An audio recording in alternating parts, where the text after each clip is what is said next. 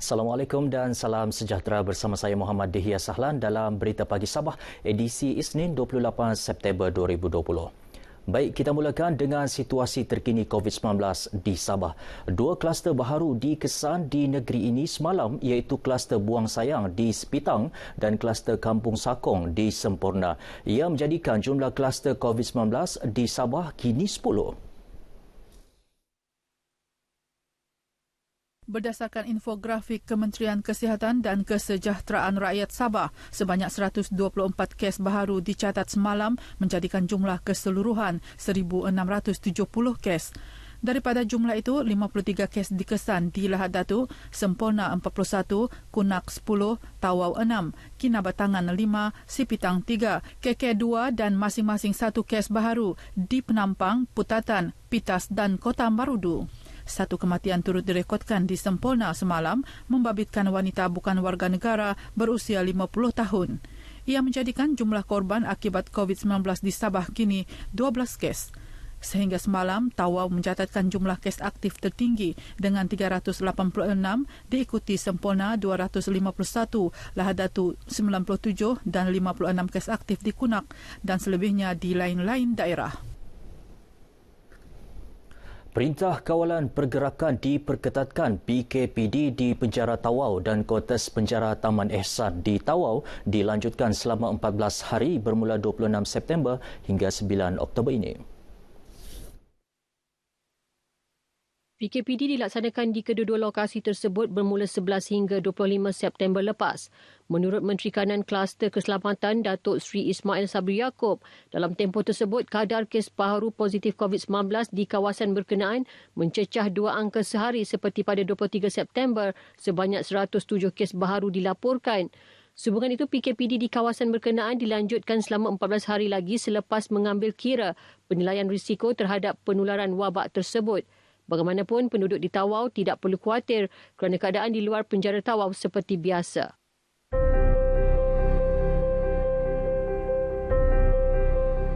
Kami warga Beaufort berharap agar penjana diteruskan untuk membantu warga-warga yang lebih memerlukan.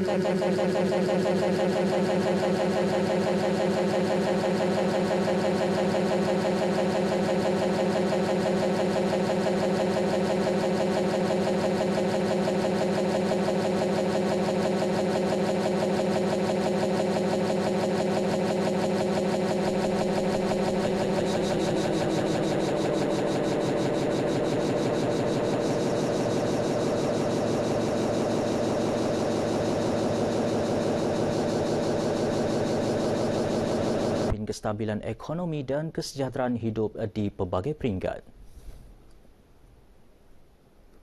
Zaman awal wabak COVID-19 ini berlaku, kita telah lihat banyak pekerja-pekerja yang telah diberhentikan, hilang sumber pendapatan, khususnya yang bekerja secara sendirian. Bencana yang telah dilaksanakan oleh kerajaan ini adalah satu inisiatif yang bagus dan ianya perlu diteruskan bagi membantu golongan-golongan yang berpendapatan rendah dan terjejas dalam mengharungi kehidupan seharian, terutamanya dalam wabak yang kita sedang hadapi hari ini. Harapan saya agar bencana ini dapat diteruskan sebab dia banyak membantu rakyat dan dia banyak memberi manfaat kepada orang lain lah juga. Contohnya macam penjana ni dia membantu golongan muda kan dalam mencari kerja. Okey, saya mengharapkan agar penjana ni dapat diteruskan untuk melangsungkan kehidupan yang akan datanglah sebab sedikit sebanyak penjana ni dapat membantu golongan yang kurang berkemampuan.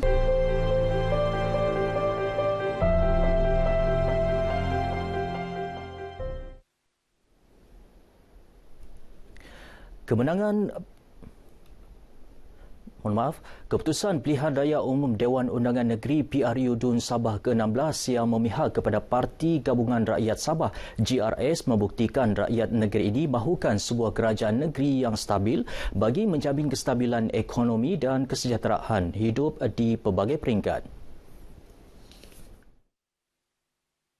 Salah seorang ahli akademik Universiti Malaysia Sabah UMS, Dr. Rafi Idris menyifatkan keputusan rasmi PRU DUN Sabah ke-16 yang diumumkan Suruhanjaya Pilihan Raya SPR Sabtu lalu merupakan luahan hati rakyat yang melihat kepentingan hubungan baik antara kerajaan negeri dan persekutuan.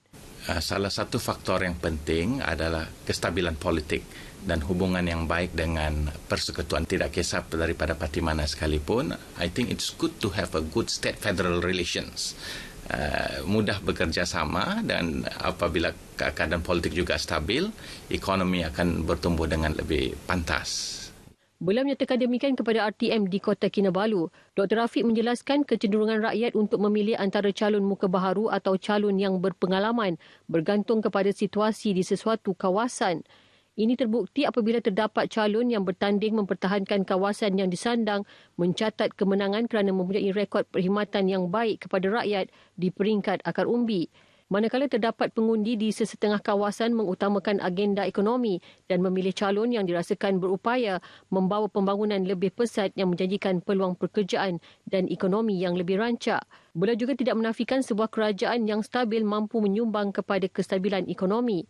PRU Dun Sabah ke-16 yang mempertandingkan 73 kerusi dimenangi GRS yang terdiri daripada Perikatan Nasional, Barisan Nasional dan Parti Bersatu Sabah yang memperoleh 38 kerusi. Manakala 32 kerusi milik Warisan Plus dan 3 lagi milik calon yang bertanding atas tiket bebas.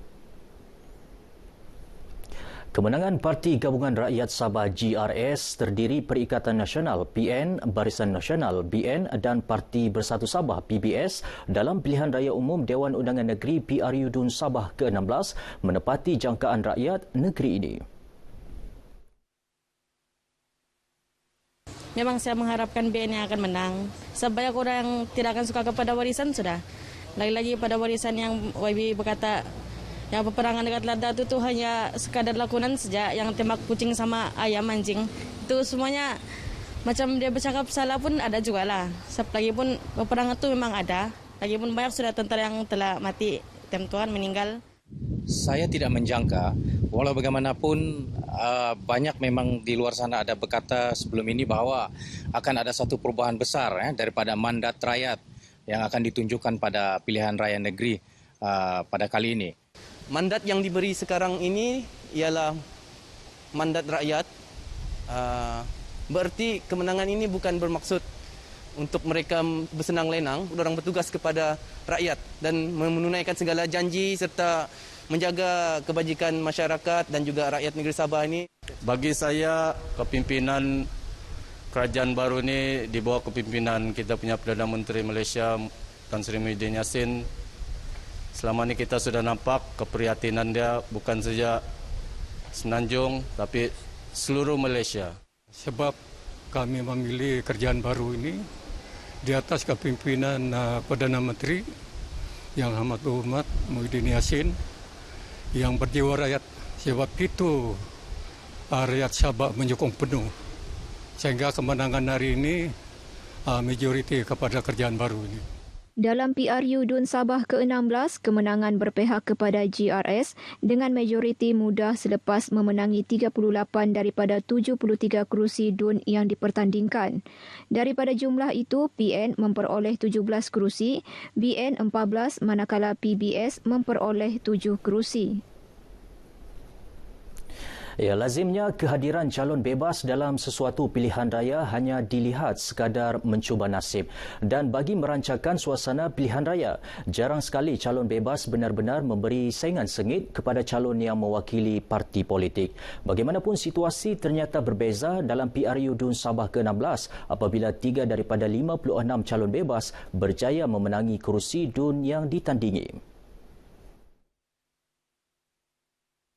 3 kerusi Dun yang dimenangi calon bebas dalam PRU Dun Sabah ke-16 ialah N03 Pitas, N43 Kemabong dan N57 Kuamut. Calon bebas bagi N03 Pitas, Datuk Seri Rudi Awah yang ditemui RTM mengakui kemenangan itu tidak dijangka. Beliau yang memperoleh 2,918 undi menang dalam pertandingan 5 penjuru menentang calon BN, Warisan, PCS dan USNO dengan majoriti 559 undi. Kekuatan kepada diri saya adalah rakyat memang sudah ketahui bahwa saya adalah pemimpin di daerah Pitas ini, bukan bermusim. Bukan mau bertanding baru saya mau jumpa orang-orang di kampung, tidak. Saya bekerja berterusan, berpuluh tahun saya bekerja bersama masyarakat, maka itu mereka hargai.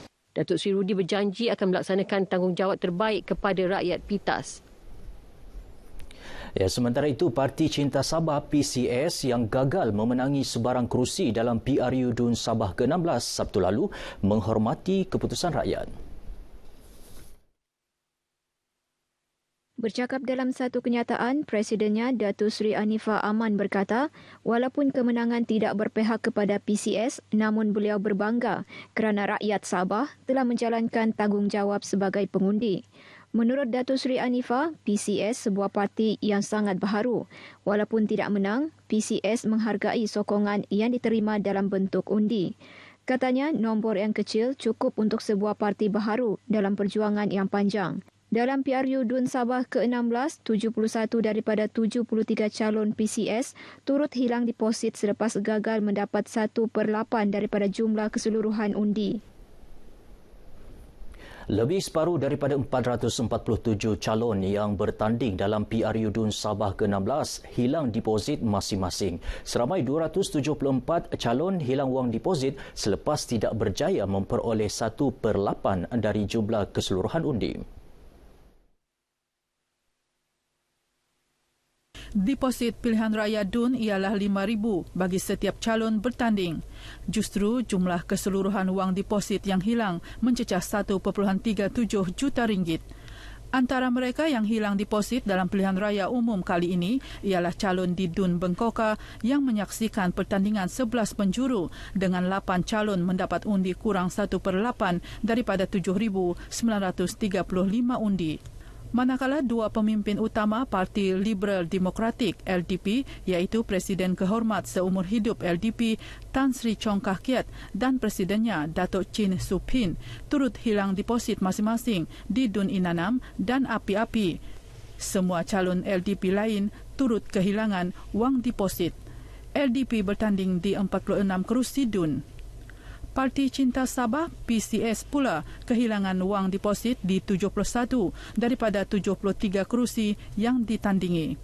Calon warisan Pung Chin Se yang bertanding di DUN Luyang memperoleh jumlah undi terbanyak iaitu 15,510 undi dengan majoriti 14,521 menewaskan 5 lagi pencabarnya yang semua turut hilang wang deposit.